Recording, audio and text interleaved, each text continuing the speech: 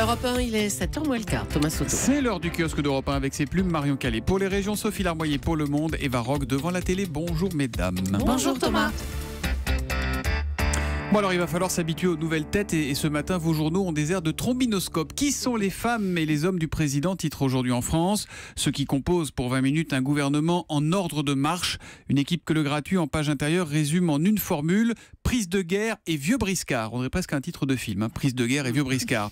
Plus policé, c'est la une des Échos. Le choix d'un gouvernement qui bouscule les clivages. Le Figaro lui sort sa boussole. Gouvernement Macron en marche vers le centre droit.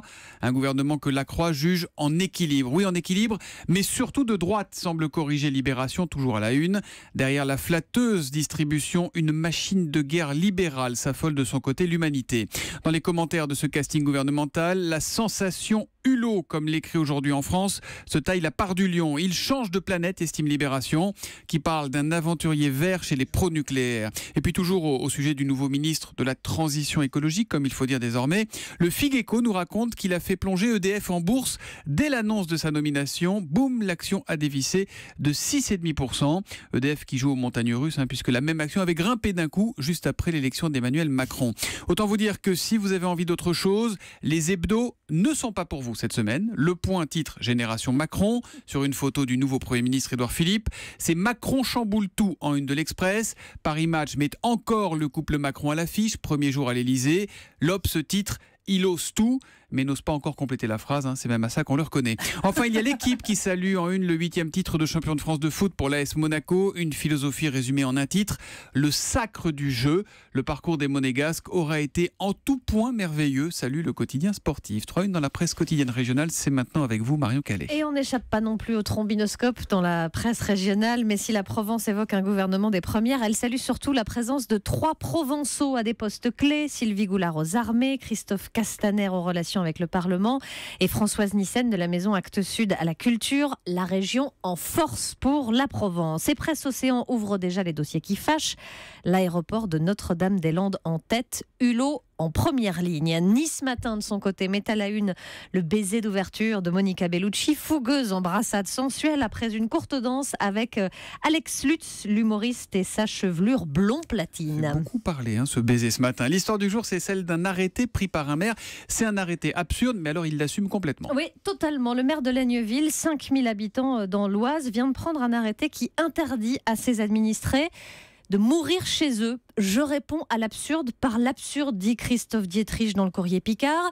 Hier matin, nous avons mis 5 heures pour faire constater une mort naturelle. Il y a 3 semaines, c'était 4 heures. Et comme les autorités se renvoyaient la balle, il lui a fallu appeler, c'est là que la situation est absurde, il lui a fallu appeler 3 médecins de Seine-Saint-Denis pour obtenir de leur part 3 refus de déplacement, synonymes à ce moment-là, ces 3 refus d'intervention du SMUR pour constater le décès. Sachant qu'il est dans l'Oise et qu'il appelle les médecins de Seine-Saint-Denis. Exactement, d'où cet arrêté qui, il le sait, sera annulé par la préfecture, mais peu importe, il s'agit là d'un message d'alerte sur la pénurie de médecins.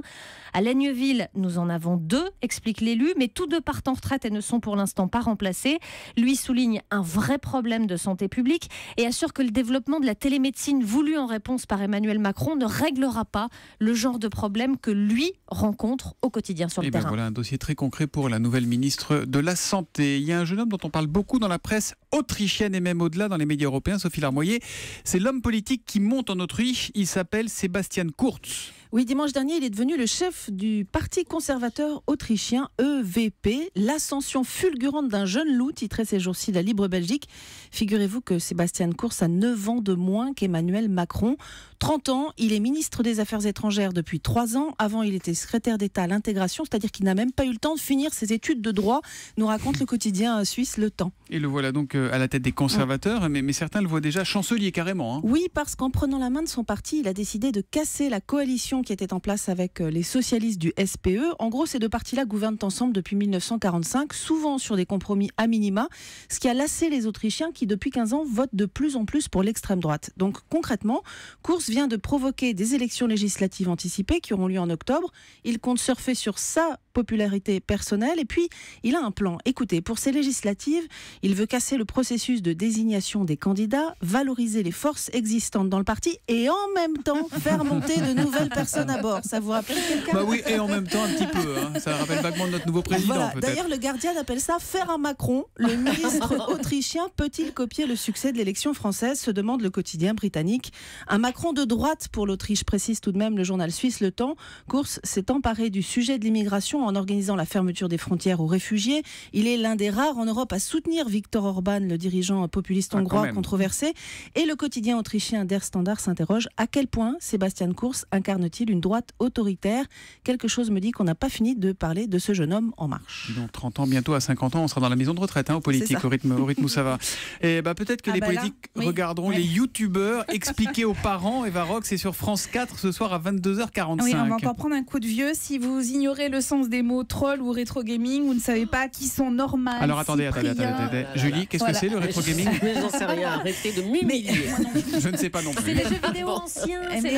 Exactement, la mode pour les jeux vidéo anciens. Alors, si vous ne savez pas qui sont Norman, Cyprien, Auria, Emma, ce documentaire est fait pour vous, Julie. C'est un décryptage de YouTube et de ces youtubeurs, ces jeunes gens qui postent depuis leur chambre des vidéos et sketchs et autres conseils beauté et qui sont surtout devenus les stars de vos ados. Ils ont en commun un mot qui est la liberté, et c'est Cyprien qui l'explique, il diffuse des pastilles d'humour. Il n'y a personne pour nous dire tiens, ça c'était moins bien, ça c'est plus. Enfin, on fait ce qu'on veut, quoi. C'est comme si j'avais ma propre petite chaîne de télé. Où je suis tout seul avec une seule caméra, mais bon, du coup, je suis maître de ce que je fais.